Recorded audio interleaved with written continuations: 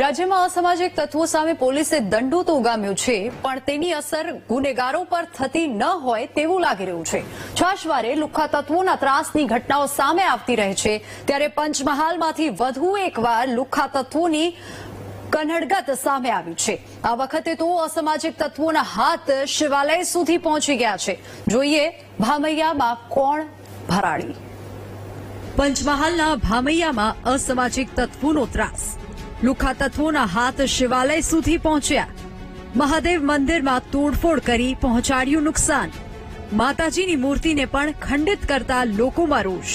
પંચમહાલના ભામૈયા ગામમાં અસામાજિક તત્વોએ ગેરવર્તાવ્યો, લુખ્ખા તત્વોના કોપથી શિવાલય પણ બાકાત નથી રહ્યું, ત્યારે રાજ્યની બહેન દીકરીઓ અને સામાન્ય લોકોની સુરક્ષાની તો વાત જ ક્યાં કરવી।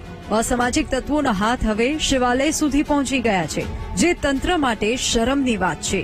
કોઈ આક્રાંતા નહીં, પણ આપણી જ વચમાં રહેનારા લોકો જ હવે દેવના દુશ્મન બન્યા હોય તેવી સ્થિતિ ઉભી થઈ છે। રંગેશ્વર મહાદેવ મંદિરમાં કેટલાક લોકોએ તોડફોડ કરી છે। દેવાધિદેવને નુકસાન કરી પિશાચી આનંદ લેનારા લોકોને કડકમાં કડક સજા થાય તેવી લોકો માંગ કરી રહ્યા છે। કેટલાક લુખ્ખા તત્વો શિવલિંગનું તાળું તોડી તેની જળધારી પણ તોડીને લઈ ગયા છે। ઘટનાની જાણ થતાં જ પોલીસે તપાસ શરૂ કરી છે। રંગેશ્વર મહાદેવ શિવ મંદિર આશરે 101 વર્ષ જૂનું પૌરાણિક મંદિર છે અમારું।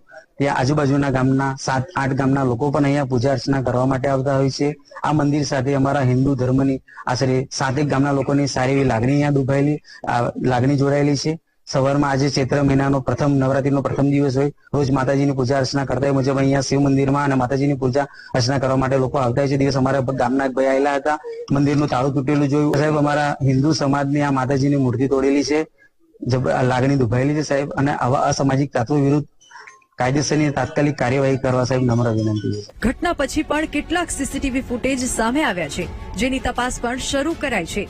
સીસીટીવીમાં 2 બાઇક ચાલક સવાર યુવકો પણ પસાર થતા જોવા મળી રહ્યા છે। પોલીસે શંકાના આધારે તપાસ શરૂ કરી છે।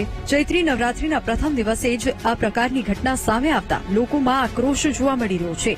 થોડા દિવસો અગાઉ પણ દ્વારકાના એક શિવાલયમાંથી શિવલિંગની ચોરી કરી જલધારીને દરિયામાં ફેંકી દેવામાં આવી હતી, જેની તપાસ કરતા કેટલાક લોકો શિવલિંગને સાથે લઈ ગયા હોવાની માહિતી સામે આવતા પોલીસે આરોપીઓને પકડી લીધા હતા। ત્યારે ઘટનાની પોલીસે તપાસ શરૂ કરી છે। Bureau report, VTV news.